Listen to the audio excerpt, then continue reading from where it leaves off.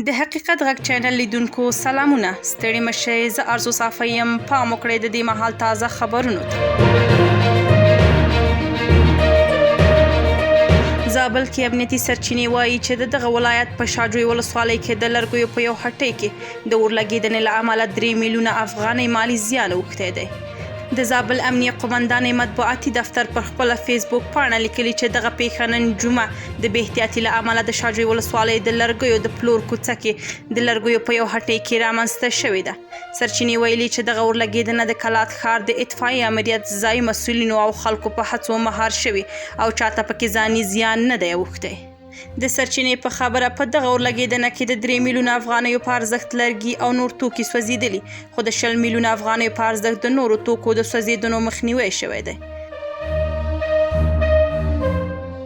افغان لارې چلوونکي د پاکستان د ویزو له ستونزو سر ټکوي. پر دوی تازه ویزې جبري شوي دي. یو شمېر افغان موټر چلوونکي او د دوی مرستیالان کلینران وایي د پاکستان د ویزو په اخیستلو کې ستونزو سره مخ دي.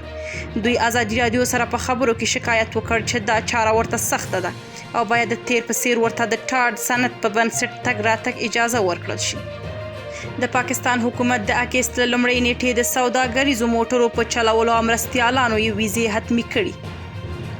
یو شمېر افغان موټر چلوونکو او د دوی مرستیالان وایي د ویزو په اخیستلو کې ستونزو سره مخ دي. د دوی له ډلې موټر چلوونکو سید ګل د پنجشنبې په ورځ د زمري په 14مه ازادي راډیو ته وویل چې د ویزو د اخیستلو په برخه کې ستونزې سره مخ دي. موږ پاکستان ویزو ته ضرورت لرو او ویزې نه ورکوي.